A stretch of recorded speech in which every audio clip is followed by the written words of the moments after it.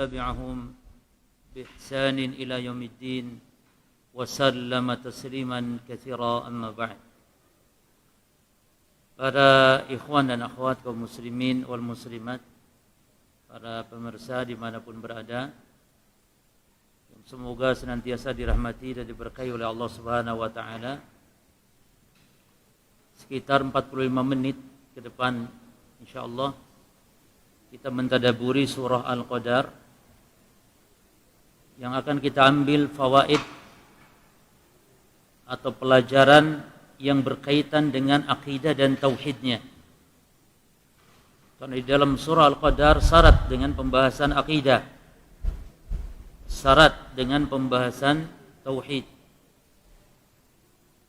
Bahkan surah Al-Qadar termasuk di antara salah satu surat yang membantah akidah yang menyatakan Allah di mana-mana. Dan surah Al-Qadar kandungannya secara global ada 2 kandungan para jemaah. Ada 2 kandungan, nanti akan kita bahas pada pembahasannya insyaallah. Berangkat dari firman Allah Subhanahu wa Ta'ala tentang perintah mentadabburi Al-Qur'an. Ini kajian kita ini bertolak dari firman Allah, afala yatadabbaruna al-Qur'an am ala qulubin aqfaluha. Apakah mereka tidak mentadaburi Al-Qur'an atau hati mereka telah dikunci mati, kata Allah.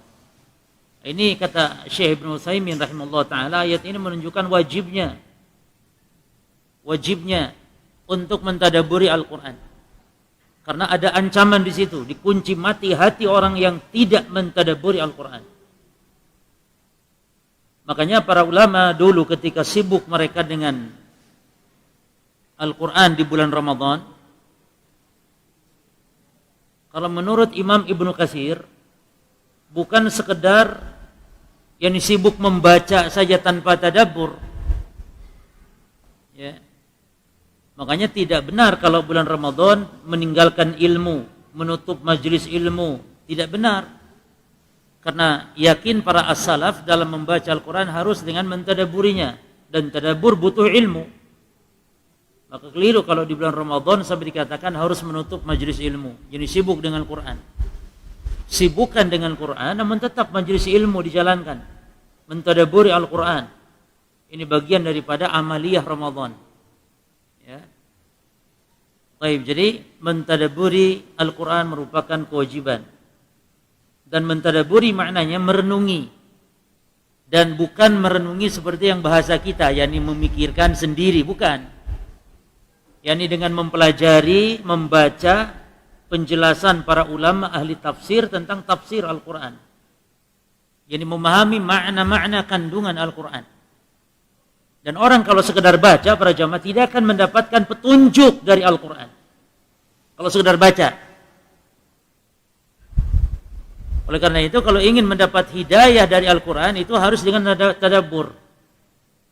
Kalau sekedar baca dapatnya cuma pahala saja, cuma pahala. Ya, jangan kita yang nggak ngerti bahasa Arab. Orang Arab sendiri kalau tidak dengan mentadabburi Al-Quran tidak akan paham. Harus dengan mentadabburinya, dengan merujuk kepada tafsiran-tafsiran kitab-kitab tafsir para ulama ahli sunnah wal jamaah. Baik, jadi berangkat dari situ kita mencoba mengkaji waktu yang singkat ini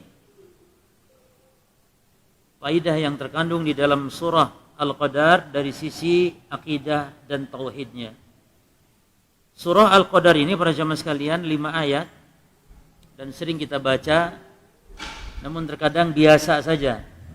Padahal subhanallah terkandung di dalamnya kandungan-kandungan akidah, tauhid yang menjadi dasar pijakan seorang muslim dalam beragama khususnya. 5 ayat ini ada khilaf ulama diturunkannya apakah dia di Mekah atau di Madinah atau Makkiyah atau Madaniyah.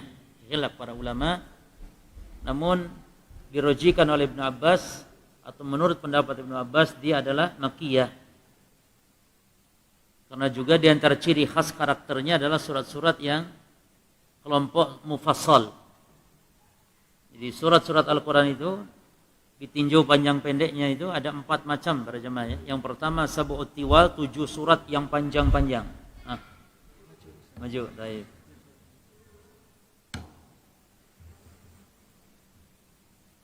Jadi 7 surat yang panjang-panjang dari mulai Al-Baqarah sampai At-Taubah. Dan ini kata Nabi menduduki kedudukan kitab Taurat. Ini Taurat itu dengan 7 surat ini kalah. Jangankan dengan satu Quran full. Dengan 7 ini kalah. Kata Nabi, utitu makanat Taurah as-sab'a at-tiwal. Aku diberi oleh Allah yang bisa menempati kedudukan kitab Taurat, yaitu 7 surat yang panjang. Ya, dikenal dengan as-sab', 7. Karena memang 7 dari mulai Al-Baqarah sampai kepada At-Taubah. Al-Baqarah, Ali Imran, An-Nisa, Al-Maidah, Al-A'raf, Al-An'am, Al-Anfal, 7, Al-An'am 1, At-Taubah. Jadi 8 ya. Padahal 7. Betul, 7. Karena makanya surat Taubah itu mukammilatun li suratil lati qablaha. Surat Taubah itu kelanjutan surah Al-Anfal, makanya materinya sama dan buktinya juga tidak ada basmalahnya. Ya. Jadi Al-Anfal itu jadi satu dengan At-Taubah. 7. Yang kedua Al-Mi'un namanya. Al-Mi'un ini menempati kedudukan kitab Zabur. Zabur kalah dengan Al-Mi'un. Al-Mi'un yakni surat-surat Al-Quran yang ayatnya ratusan. Yang di atas sab'ut tiwal. Di atas 7 yang panjang tadi seperti Hud, Yunus, Ibrahim, Al-Kahfi, ya, Isra, Maryam. Nah, itu namanya Al-Mi'un. Itu Zabur kalah. Waktu itu makana Zabur Al-Mi'in. Dan aku diberi yang bisa mengalahkan Zabur, menempati kedudukan Zabur adalah Al-Mi'un. Yang ketiga Al-Masani, itu mengalahkan Injil. Waktu itu makana Al-Injil Al-Masani. Al-Masani ini 7 ayat yang diulang-ulang. Di antaranya Al-Fatihah masuk kepada Al-Masani. Lalu Nabi bersabda, wa fudiltu bil mufassal, dan aku diunggulkan dibanding nabi yang lain dengan diberinya oleh Allah al-mufassal. Al-mufassal yakni ayat-ayat Al-Qur'an, surat-surat Al-Qur'an yang banyak fusulnya, yang banyak pemisahnya, banyak basmalahnya. Atau al-fasal, al-mufassal yakni yang muhkam. Karena di dalam surat-surat Al-Mufassal rata-rata tidak ada yang dinasakh karena berkaitan tentang masalah akidah. Yaitu surat-surat, makanya ulama merujikan di antara Ibnu Abbas itu adalah makiyah. Karena karakter makiyah jarang yang dihapus karena bukan hukum. Adapun karakter surat-surat Madaniyah setelah hijrahnya Nabi itu banyak yang dihapus atau ada yang dihapus karena banyak hukum. Ya. Nah, itu al-mufassal ada 3 macam jemaah. Yang pertama mufassal yang panjang dari mulai Al-Hujurat sampai Al-Buruj. Yang kedua mufassal yang sedang awsatul mufassal setelah Al-Buruj sampai Al-Zalzalah. Dan yang ketiga mufassal yang pendek yaitu sampai kepada An-Nas. Nabi kita Muhammad SAW memberi contoh kalau salat maghrib dengan qisarul mufassal. Kalau maghrib solatnya itu kita membaca suratnya qisarul mufassal, mufassal yang pendek. Ya. Kalau isya awsatul mufassal wa syamsi wa duhaha wal qamari idza, itu namanya awsatul mufassal. Kan Mu'ad bin Jabal pernah ditegur Nabi. Mu'ad ngimamin kaumnya salat isya bacanya apa? Sab'ut tiwal. Baca Al-Baqarah jemaah. Dimarahin sama Nabi. Kata Nabi, "Afattanun anta ya Mu'ad?" Marah Nabi SAW. Enggak peduli Nabi SAW bahwa Mu'ad adalah orang yang Nabi pernah sebutkan, "Ya Mu'ad, uhibbuka fillah." Wahai Mu'ad, aku mencintaimu karena Allah. Yang Nabi sanjung Mu'ad dengan perkataan Nabi, "A'lamu ummati bil halali wal haram Mu'ad bin Jabal." orang yang paling alim di antara umatku tentang halal haram adalah Mu'adz. Dan ada asar di hari kiamat kelak, ulama-ulama umat Islam akan baris di belakangnya Mu'adz bin Jabal. Ini istimewa. Tapi giliran berbuat salah, ditegur sama Nabi, enggak peduli. Kata Nabi, "Afattanun anta ya Mu'adz?" Engkau membuat fitnah wahai Mu'adz dengan membaca surat Al-Baqarah ketika sholat Isya mengimami kaumnya. Makanya Nabi akhir perintahkan, kenapa Anda baca wasyamsi wa duhaha? Ini namanya pertengahan mufassal, awsat al-mufassal. Nah, surah Al-Qadar termasuk surah Al-Mufassal. Ya. Kemudian kandungan surah Al-Qadar para jemaah ada dua pembahasan secara global. Jadi surah Al-Qadar yang 5 ayat itu hanya 2 saja pembahasannya. Pembahasan pertama adalah al-imanu bil Quran, mengimani terhadap Al-Quran, bahwa Al-Quran adalah kalamnya Allah, Allah yang telah menurunkannya. Dan ini yang diingkari oleh orang-orang kafir Quraisy. Ini akidah orang kafir Quraisy yang mengatakan Quran itu bukan kalamnya Allah. Dan akidah orang kafir inilah diikuti oleh akidahnya Mu'tazilah, akidahnya Jahmiyah, yang mengatakan Al-Quran itu bukan kalamnya Allah, tapi kalamnya makhluk, kalamnya Jibril. Jadi Allah itu mengilhamkan kepada malaikat Jibril, Allah mengilhamkan kepada malaikat Jibril, lalu Jibril yang mengungkapkannya. Jadi Quran yang kita baca itu bahasanya Jibril. Dan akidah Jahmiyah dan Mu'tazilah inilah diikuti oleh Asy'ariyah. Jadi kalau Asy'ariyah itu jemaah tentang Al-Quran, sama. Karena memang Imam Abu Hasan Al-Asy'ari ketika tobat dari Mu'tazilah itu masih membawa pikiran-pikiran Mu'tazilahnya. Ya. Makanya ini bahaya, apalagi beliau itu 40 tahun loh jemaah, enggak nanggung-nanggung, Mu'tazili 40 tahun. Maka ketika tobat tetap membawa pemikiran dan masih terpengaruh. Jadi Asy'ariyah pun sama. Asy'ariyah meyakini Allah Maha Kalam. Namun Allah berbicara tidak seperti yang dianut oleh ahli sunnah, bahwa Allah berbicara adalah suara, huruf-huruf dan makna-makna. Jadi kita wajib meyakini Allah berbicara itu dengan suara, dengan huruf-huruf dan makna-maknanya. Jadi Nabi Muhammad tidak menambah, tidak mengurangi. Adapun dari kalangan Mu'tazilah, kalangan Jahmiyah, termasuk yang mengikutinya adalah Asy'ariyah, jadi Allah berbicara itu kalam binafsihi. Jadi yang diungkapkan itu kepada Nabi Muhammad atau kepada Jibril. Jadi Al-Quran itu ungkapan Jibril atau Muhammad. Kan berarti sama akidah mengingkari tentang Al-Quran kalamullah, mengingkarinya. Maka dalam surah Al-Qadar dijelaskan bahwa Al-Quran dari sisi Allah, Al-Quran kalamnya Allah, Allah yang telah menurunkannya. Yang kedua para jemaah sekalian, kandungan surah Al-Qadar nanti akan kita kaji dari sisi akidah ya.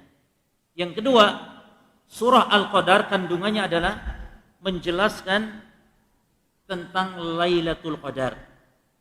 Sudah 2 itu saja. Jadi surah Al-Qadar kandungannya 2 itu saja. Pertama, menjelaskan tentang keimanan seorang muslim, seorang mukmin kepada Al-Quran.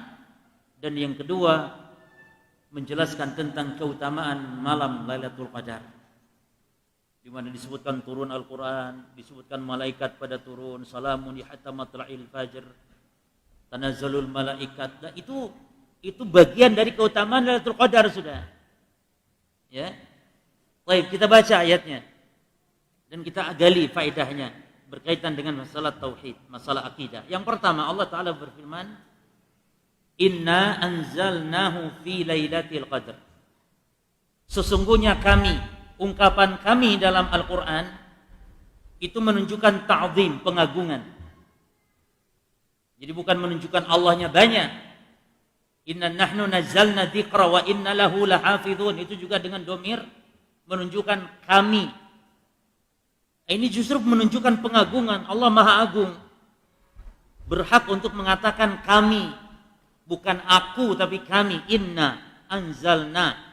Kemudian hu. Kenapa Allah tidak menyebut inna anzalnal Qur'ana? Di dalam bahasa Arab ketika diungkapkan dengan domir atau kata ganti, dan saya kira dalam bahasa Indonesia juga sama, ada kemiripan, itu menunjukkan penghormatan para jemaah. Menunjukkan penghormatan terhadap yang disebutkan dengan kata ganti tadi. Pengagungan terhadap Al-Quran. Sama halnya kita, ada orang mungkin orang terhormat namanya Fulan bin Fulan. Lalu kita nggak sebut namanya, kita sebut beliau. Lebih sopan mana para jemaah? Lebih sopan beliau. Nah sama, miriplah dengan bahasa Arab. Baik. Fi lailatul qadar, pada malam al-qadar. Al-qadar ada 3 makna. Yang pertama al-qadar bermakna at-tasyrif wa ta'zim. Maknanya agung mulia. Dalam bahasa Arab juga demikian, wa ma qadarullah haqqa qadrihi. Orang-orang kafir tidak mengqadarkan Allah dengan sebenar-benar pengqadaran. Artinya tidak memuliakan. Al-Qadar yang kedua maknanya malam yang at-tadyiq, malam yang sempit. Dan maksud sempit juga ada 2 makna di sini. Yang pertama sempit dengan makna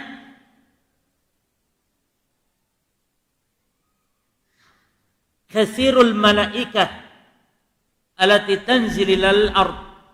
Sempit maksudnya dengan banyaknya jumlah malaikat yang turun ke bumi. Sehingga Nabi mengatakan innal malaikata fitil kalailah aktsar min adadil hasa.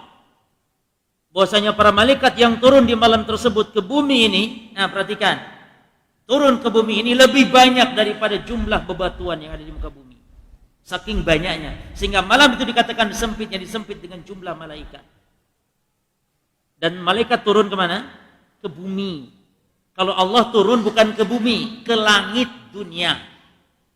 Hati-hati, jangan ngomong Allah turun ke bumi. Yanzilu Rabbuna tabaraka wa ta'ala ila sama'id dunia. Allah turun ke langit, cuman langit yang terdekat ke bumi. Bagaimana cara turunnya Allah? Laisa kamitslihi syai' wa huwas samiul basir. Tidak serupa turun dengan makhluk. Tapi malaikat turunnya ke bumi. Yang kedua, sempit maknanya para jemaah, yakni ikhfa'u ilmi lailatul qadar. Maksud sempit yakni disempitkannya ilmu, dirahasiakannya ilmu tentang kapan terjadinya Lailatul Qadar. Dan sering saya sampaikan di banyak media, bahkan saya terjemahkan juga videonya Syekh Ali Hasan Al-Halabi tentang kapan Lailatul Qadar terjadi, yang pada intinya jemaah, jangan fokus kita ini di yang ganjil dari arah depan, karena Nabi menyebutkan iltamisuha fi sabi'atin tabqa. Cari Lailatul Qadar itu di 7 malam yang sisanya. Yang ngitung ganjilnya dari belakang. 7 yang sisa dari belakang, 5 yang sisa dari belakang, 3 yang sisa dari belakang. Berarti dari depan, maknanya malam genapnya itu. Maka jangan fokus kita kepada ganjilnya. Tidak usah ganjil, tidak usah genap. Yang penting 10 hari akhir, 10 malam Ramadan yang akhir, fokus ibadah. Pasti dapat Lailatul Qadar. Cuman memang seringnya di 7 malam yang akhir dan paling seringnya di malam 27 dari depan. Itu paling sering, namun bukan berarti memastikan. Makanya kata Syekh Ali Hasan, sampai sahabat sumpah, wallahi demi Allah, innaha lailatul 27. Itu malam yang 27. Iya, dia sumpah itu menyaksikan tanda-tanda di waktu dia. Ya, waktu kita sekarang tentu lain para jemaah. Oleh karena itu kita fokus. Nah, yang ketiga al-qadar maknanya at-takdir, yakni takdir. Karena di malam tersebut ditetapkan takdir. Dalilnya surah Dukhan ayat 4. Ya, inna anzalnahu fi lailatin mubarakatin inna kunna munzirin fiha yufraqu kullu amrin hakim. Kami turunkan Al-Qur'an di malam yang penuh berkah. Nah, malam penuh berkah. Kemudian di malam tersebut ditetapkan perkara dengan penuh hikmah. Maksudnya takdir. Takdir setahun. sisi rahasia surah Al-Qadar adalah iman kepada takdir yang mutlak dan juga iman kepada takdir yang akan terjadi 1 tahun ke depan. Karena takdir itu ada takdir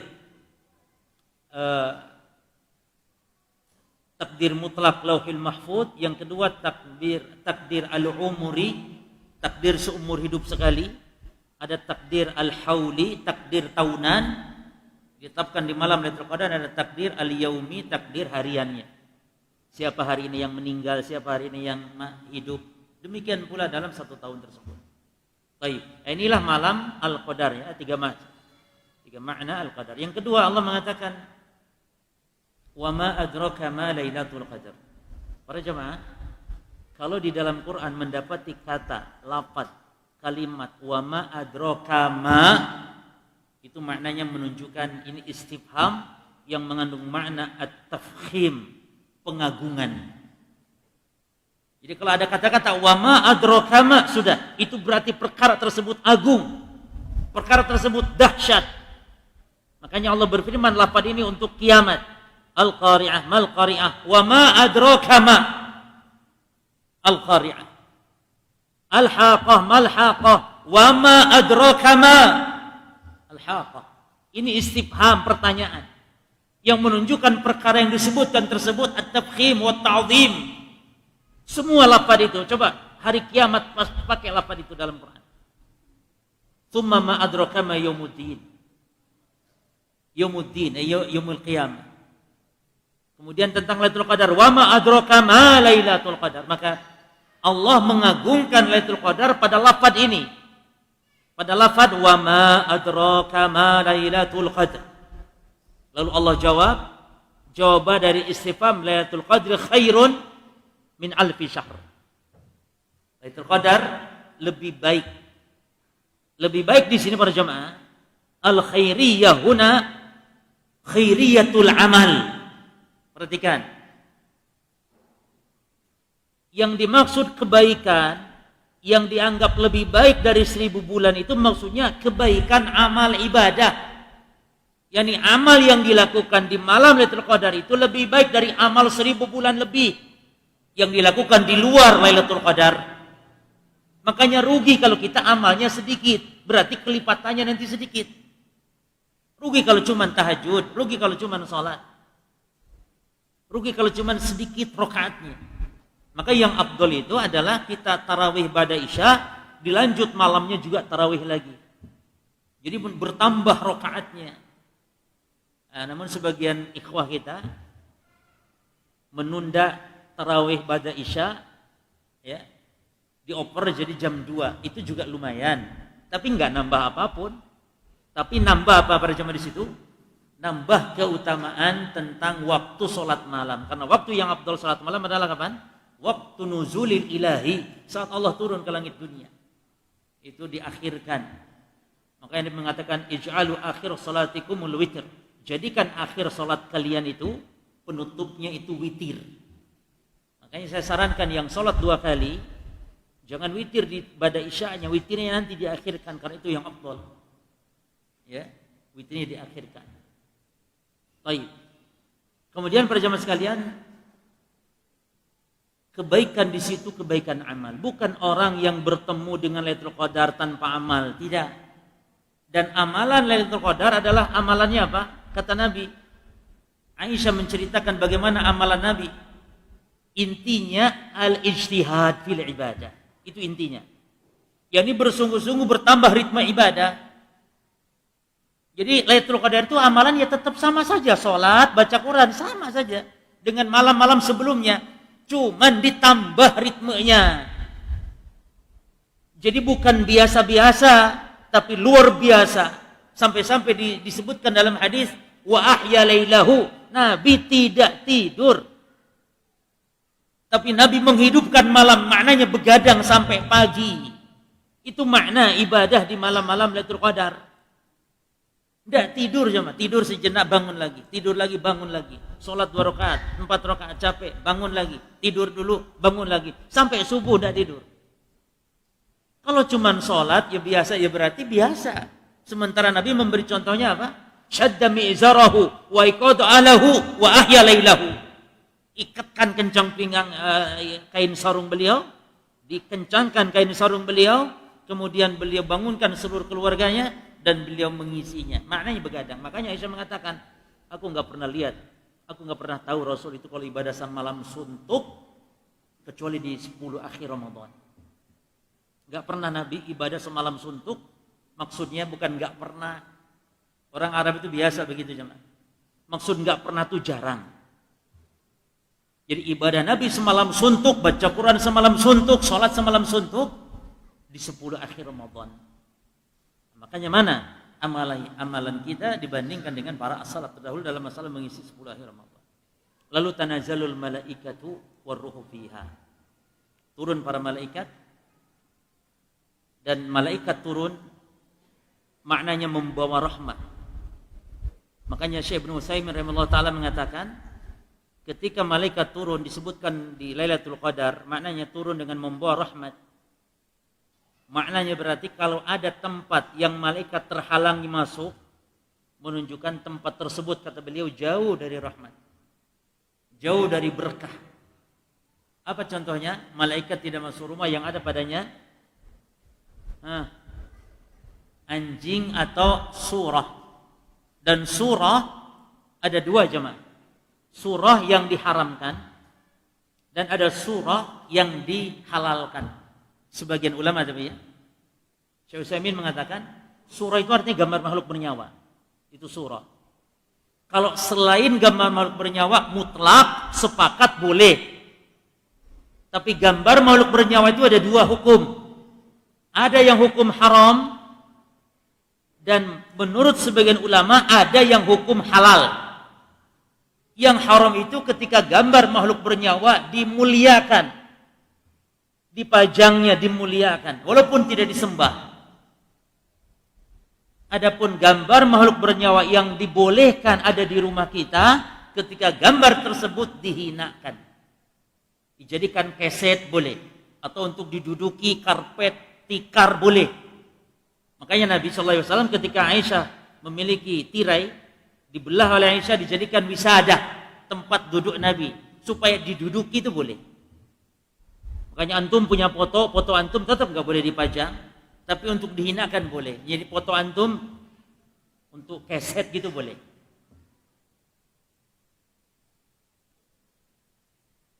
Termasuk gambar makhluk bernyawa di piring yang piringnya digunakan untuk makan itu boleh. Piring. Ya. Dan ini menurut sebagian ulama maksudnya. Tidak ijma. Sebagian tetap memutlakan. Namun Ibnu Utsaimin rahimahullah ta'ala mengatakan beliau membolehkan, termasuk yang berpendapat boleh kalau untuk dihinakan seperti untuk dipakai tadi. Jadikan keset, disendal, diinjak-injak, ya, atau di piring yang piringnya dipakai, bukan piring yang dipajang, pajangan kan ada tuh. Itu tetap tidak boleh. Nah, kemudian disebutkan waruh Jibril. Ya, ini menunjukkan kemuliaan malaikat Jibril, agungnya malaikat Jibril. Allah sebutkan malaikat secara umum, lalu Allah sebutkan Jibril secara khusus. Baik. Lalu Allah berfirman, bi'idni rabbihim min kulli amr. Dengan izin Rabb mereka. Nah, izin di sini maksudnya izin al-kauni. Karena izin Allah itu ada dua macam jemaah. Ini izin apa yang malaikat bawa ini? Turun ke bumi ini izin apa? Izin al-kauni. Izin Allah itu ada dua macam. Yang pertama al-idnu syar'i, izin syar'i. Yang kedua al-idnul kauni, izin kauni. Izin syar'i itu seperti izin Allah terhadap masalah ibadah, sesuatu yang Allah cintai. Ya. Adapun izin kauni maknanya izin-izin yang Allah Subhanahu wa taala takdirkan walaupun Allahnya tidak cinta, tidak suka. Misalnya dukun itu ternyata manjur. Atas izin siapa dukun itu bisa menyembuhkan? Ternyata atas izin siapa? Enggak boleh atas izin dukunnya, atas izin Allah. Ya. Atas izin Allah dukun ini bisa menyembuhkan atas izin Allah. Walaupun Allah tidak suka yang namanya dukun, Allah benci, namun izin di situ, yakni secara pentakdiran Allah harus tetapkan itu sebagai ujian. Sama hanya kehendak-kehendak Allah secara kauni. Adapun izin syar'i, izin dalam agama ini, tidak boleh kita untuk membuat mengada-ada dalam agama tanpa izin Allah Subhanahu wa ta'ala. Am lahum syuraka syar'u lahum minad-din ma lam ya'dan bihillah. Apakah mereka membuat sekutu, berbuat syirik dengan mengada-ada, membuat syariat yang tidak Allah izinkan. Nah, ini izin syar'i namanya. Makanya jemaah sekalian, kenapa bid'ah lebih berat dosanya daripada berzina? Karena di dalam bid'ah itu ada unsur kesyirikan, mensejajarkan, mensetarakan antara hak membuat syariat Allah dengan makhluk. Yang hanya berhak membuat syariat hanya Allah dan Rasulnya. Lalu dia membuat-buat syariat. Antum catat surah Syura ayat 21. Itu bahaya bid'ah. Allah menyebutkan am lahum syuraka. Apakah mereka berbuat syirik, ada sekutu-sekutu. Syara'u lahum minad-din. Mereka membuat syariat dalam agama yang malam ya'dan bihillah, yang tidak Allah izinkan. Nah, jadi izin di sini izin syar'i maknanya. Adapun izin kauni tadi contohnya. Atas izin Allah pelacur itu dapat duit. Atas izin Allah maksudnya apa? Bukan Allah ridha kepada pelacuran atau ridha kepada perdukunan. Tapi Allah takdirkan, Allah tetapkan sebagai ketentuan. Adanya kebaikan, adanya keburukan Allah tetapkan. Nah, izin yang dimaksud dalam surah Al-Qadar, izin secara kauni. Membawa perkara, membawa perintah. Nah, apa itu? Perkara gaib jemaah. Bi'idni rabbihim min kulli amr. Min di sini maknanya as-sababiyah. Yani maknanya bi. Min dari, tapi terjemahnya antum terjemahkan dengan membawa perintah. Lalu salamun hiya hatta matla'il fajr. Keselamatan. Perhatikan lafaz salamun hiya. Perhatikan jemaah. Salamun hiya. Itu harusnya mubtadanya itu hiya dulu. Mubtada salamun. Mubtada salamunnya khobar.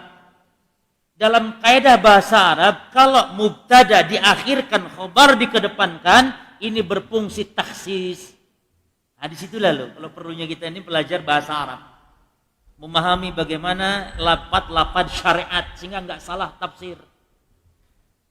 Ketika Allah menyebutkan salamun hiya hatta matla'il fajr, salamun hiya, itu salamun itu khobar yang didahulukan. Hiyanya mubtada yang diakhirkan. Apa faedahnya kok di otak-atik begitu? Dari ketentuan asalnya, ini ada fungsi dalam bahasa Arab.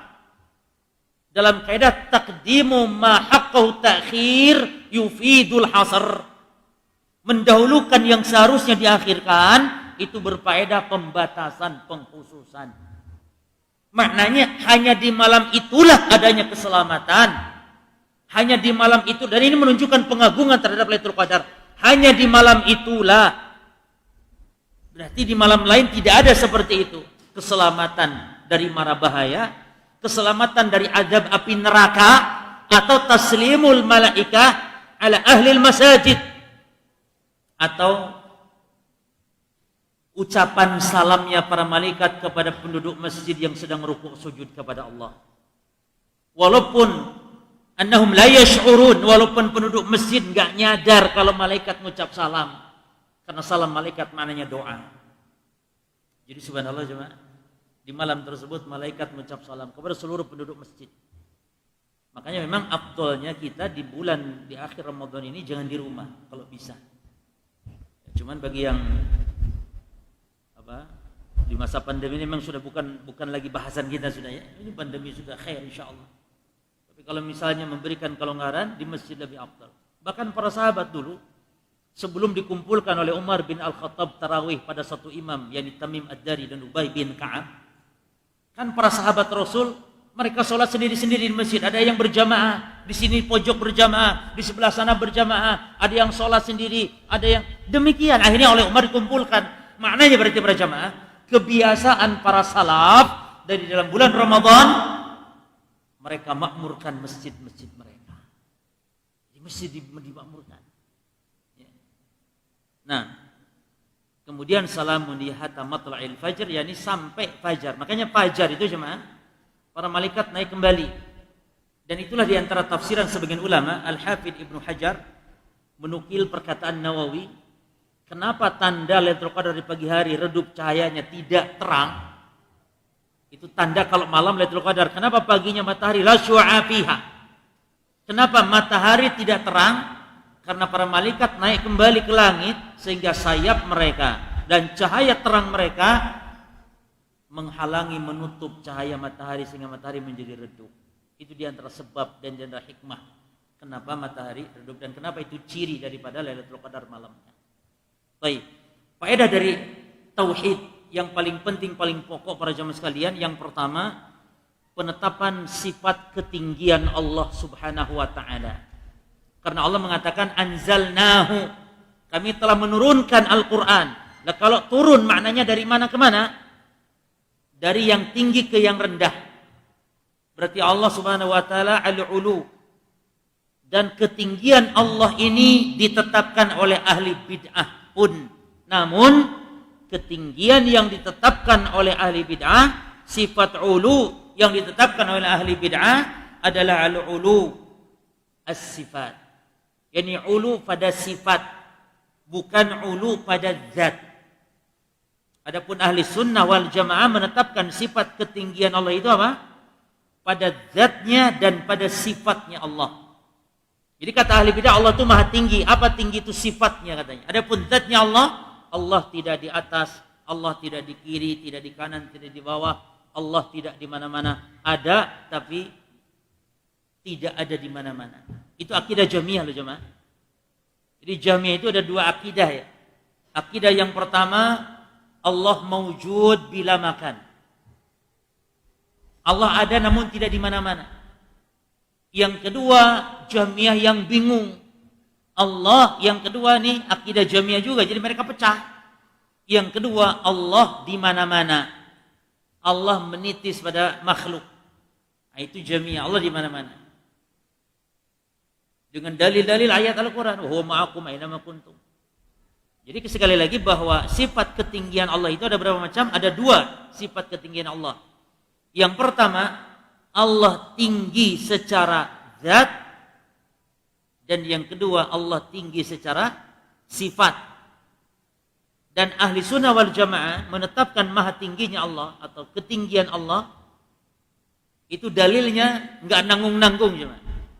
Allah tinggi secara zat, bukan sifat saja. Zat Allah tinggi, itu dasar dalilnya enggak nanggung-nanggung. Kalau secara afrodnya, secara perinciannya lebih dari 3.000 dalil. Tapi kalau secara global pengkelompokan, yang pertama dalil Quran, yang kedua dalil hadis, yang ketiga ijma, yang keempat dalil akal, yang kelima dalil fitrah manusia. Coba antum lihat orang yang mengingkari Allah di atas. Coba antum perhatikan orang-orang yang mengingkari Allah di atas, orang yang mengatakan Allah maujud bila makan katanya. Itu mereka tanpa mungkin tidak nyadar atau bagaimana. Dia ketika menyebut Allah, dia langsung jarinya tuh ke atas. Pokoknya bagaimana tergantung Allah katanya. Allah begini. Lu katanya Allah maujud bila makan, gak mau menetapkan Allah di atas. Itu fitrah namanya. Fitrah. Makanya Abul Ma'ali itu pernah dia ditanya oleh muridnya Al-Hamadani. Dan dia mengingkari sifat, yakni Allah berada di atas, diingkarinya. Lalu muridnya tanya, sudahlah imam katanya, jangan berbicara dalil Quran, hadis, sudah jangan. Kita ini bagaimana untuk menepis perasaan kita? Kalau kita ini sedang berdoa kepada Allah, selalu pikiran kita tuh, selalu kita terbayang zat yang ada di sana terus. Selalu pikiran kita berada ke atas terus. Bagaimana membuang perasaan ini wahai imam? Sudahlah jangan ngomong dalil Quran, sudah. Bagaimana itu? Akhirnya apa, dia di atas mimbarnya nepuk jidatnya. Dia mengatakan, hayyarani hamadani, gitu. Dia nepuk-nepuk jidatnya. Si Hamadani membuat saya pusing katanya. Itu Abul Ma'ali, dan dia tobat dari akidah ahlul kalam kepada akidah ahli sunnah wal jamaah yang menetapkan Allah istiwa alal arsy. Dan ini dasarnya surah Al-Qadar ini.